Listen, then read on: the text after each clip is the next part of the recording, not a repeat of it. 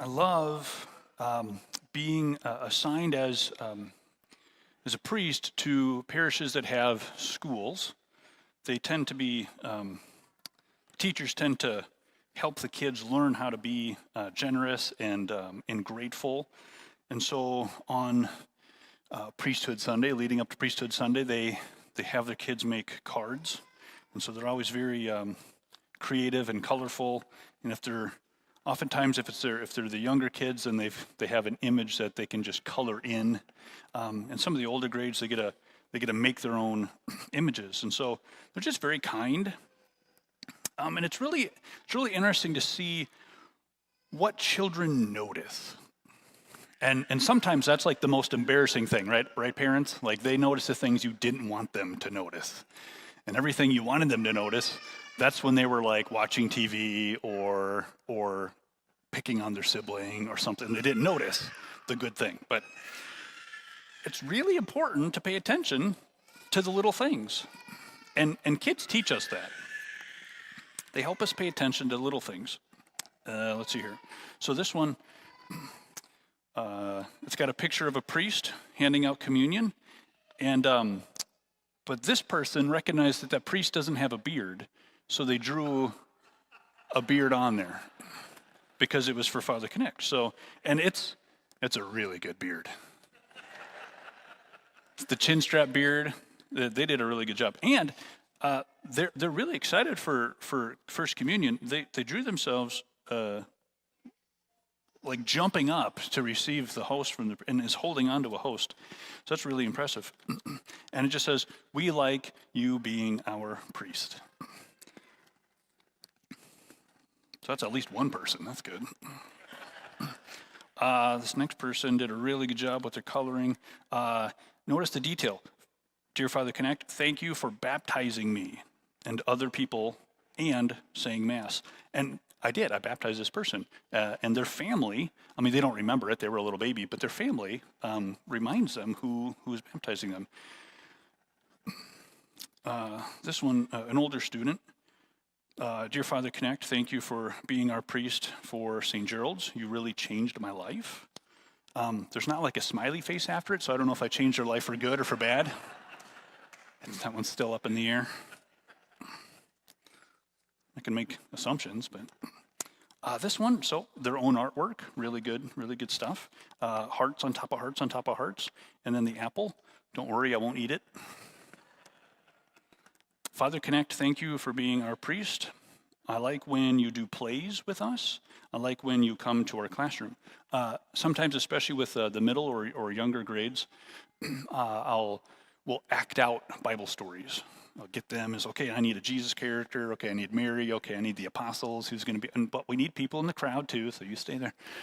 And we act out the Bible stories. So some of them appreciate that. "Happy Priesthood Day, Father Knecht." Fourth grader, really good handwriting. Good job, teachers. "Dear Father Knecht, happy Priesthood Day. You must have worked very hard to be a priest for us. You have no idea how difficult seminary is." They get it. Seminary. School's difficult. Good job, fourth grade teachers.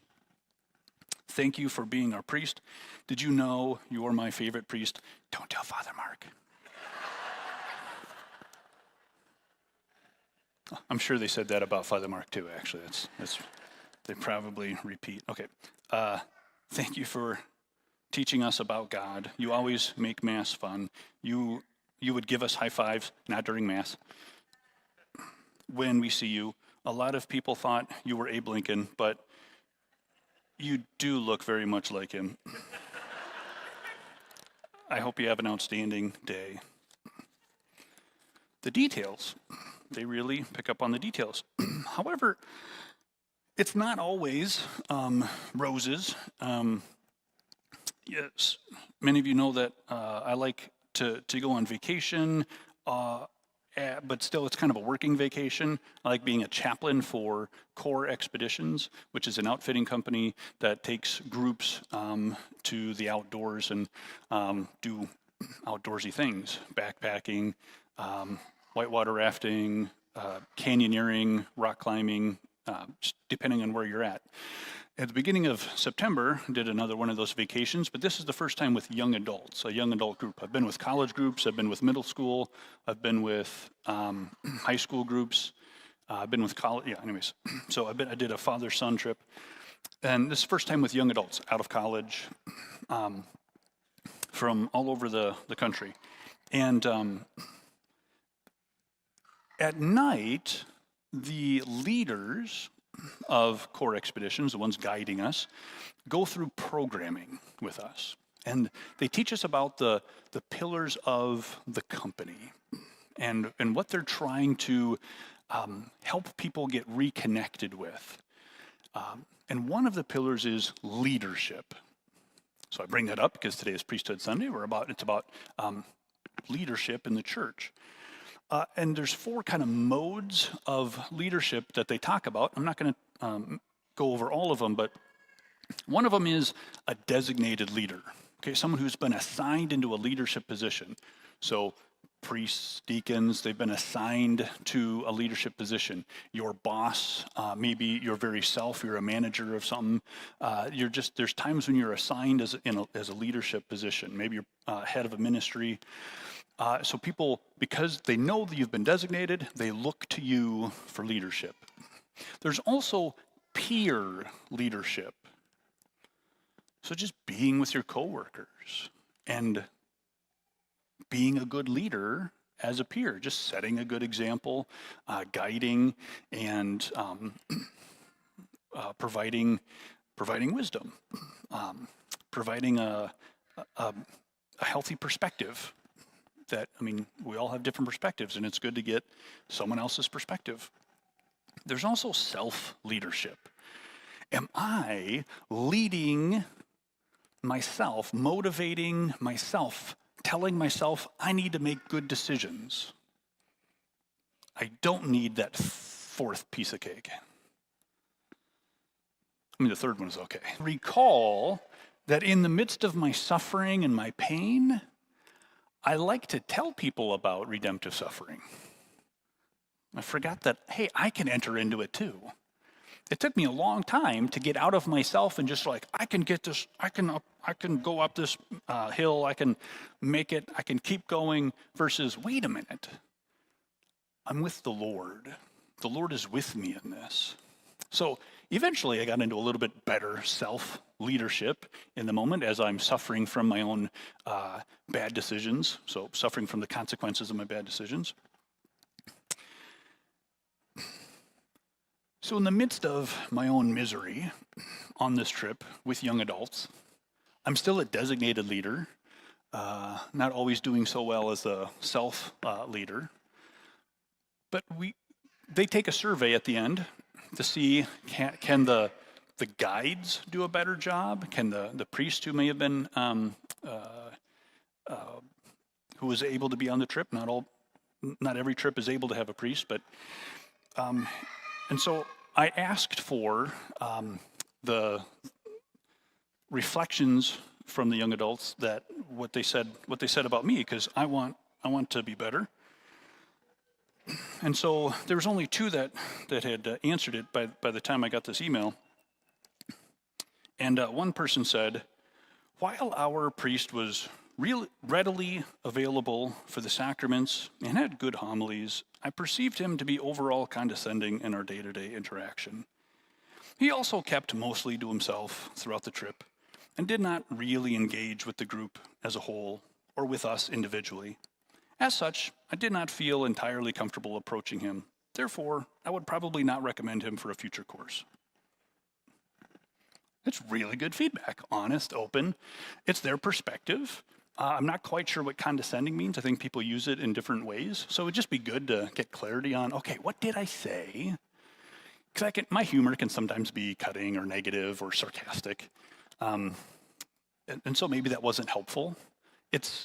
Even though I'm on vacation, I'm still a priest, right? Parents, you can relate to that. Even though you're taking your kids on vacation, you're still their mom and dad. Like you still got to be their parent. Like we're never really on vacation.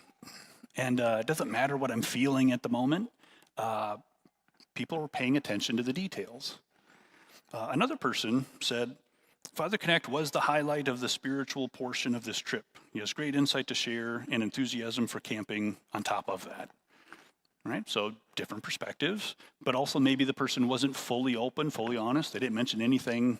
I like constructive criticism. I want to get better. It helps me be a better self-leader, a better designated leader. Notice what our second reading says about leadership, in a sense. Maybe you didn't expect it to be about leadership, but I think it is. After St. Paul talks about himself in particular details, he then is kind of general with everyone else. He ended, our second reading ended with this: conduct yourselves in a way worthy of the gospel of Christ. Now, there's other parts throughout the Bible that give details, and St. Paul gives details in other letters, especially as he writes to Timothy, as he writes, he'll give specifics to the particular people in their particular instances. But overall, the big question we should be asking ourselves as we're trying to figure out the specifics is, am I conducting myself in a way that's worthy of the gospel of Christ? Because once we're baptized, we're Christians. There's no day off. There's no vacation. We're always on. The Holy Spirit is always indwelling within us. Are we being good peer leaders, conducting ourselves worthy of the gospel of Christ? Well, what about a little bit more detail? Well, our gospel puts some flesh on the bones of this one. Jesus talking about leadership, because God himself is our model for how we should lead. And this parable that Jesus gives shows that God is invitational. It shows that he is just, and it shows that he is generous.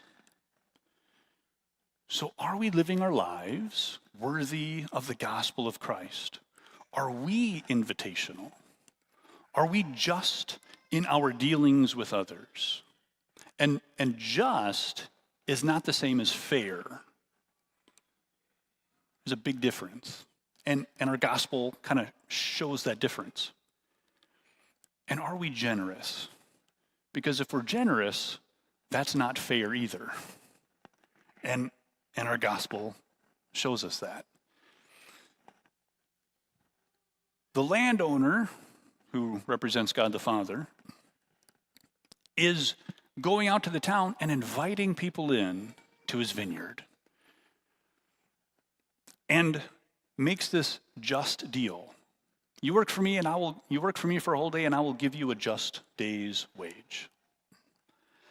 But then he continues to go out to the city and invite more people in who don't have to work nearly as long, and still says, I will give you a just wage. And even goes back at the end of the day when there's only one more hour left to work, and gets one person, and that person says, sure, I'll work for you. No one else has asked me to work. I wonder why. God doesn't care. He invites us all in, even at the end of our lives, even at the end of the day. And at the very end of the day, when it's time to collect the rewards of our faithfulness to God, the first person who worked the longest gets the just day's wage. But they were the last person to get that, because they got to God reveals his heart by first going to the person who came in last. And they got the full day's wage, which is beyond just. It's just and beyond. So it's not fair. It's generous. And hence, the heart of the one who worked the longest is revealed. But I did all of this work. How come I don't get more than that person? Well, wait a minute. What you got was what we agreed to. I love this line. Are you jealous because I'm generous. Instead of focusing on what you didn't get, focus on the generosity of the designated leader, the generosity of the one who invited you in, and his view, his perspective on everyone. He desires to invite everyone in and everyone to be with him in heaven. So even the person with the deathbed conversion, well, that's no fair. That guy was a jerk his whole life, and all of a sudden he has this deathbed conversion, and he gets the sacraments. The priest hears his confession, gives him anointing of the sick, and God's grace is bestowed on him, and we can have confidence that that person is now in heaven. But they were a jerk their whole life. Why did that person get heaven? I've been a faithful person going to Mass every day. I deserve more than heaven. Like, are you jealous because God is generous? Or can we be grateful for what God is doing in his world?